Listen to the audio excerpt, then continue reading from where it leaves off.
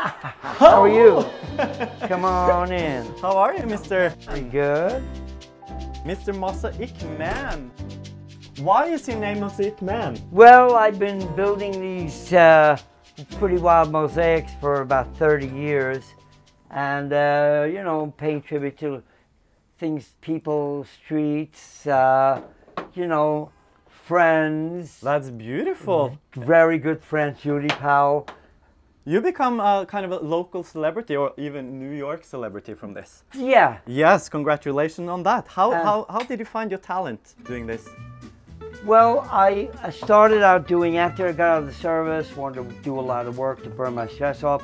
I started doing stonework, and then ended up, you know, doing the light poles and stuff, which have become quite famous now in the city. Which area can you see or work? This is the Astor Place area. Okay. And so they're planning on doing a whole bunch of work here, putting the work right in the center.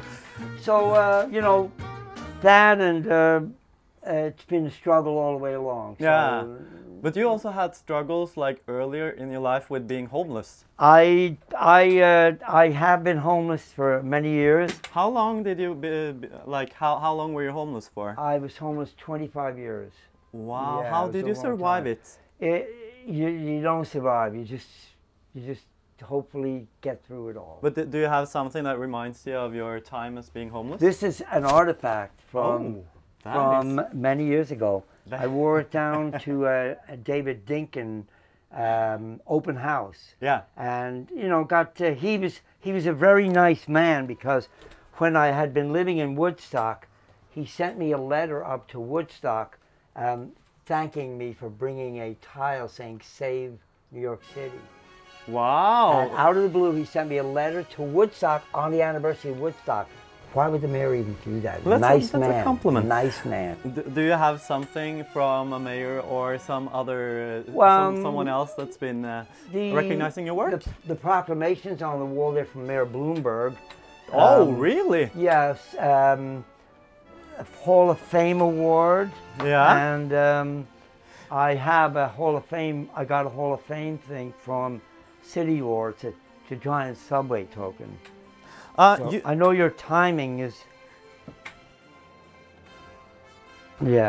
Hall of Fame award. Can I ask, because you say your master plan is to draw the anxiety out of the city with beauty.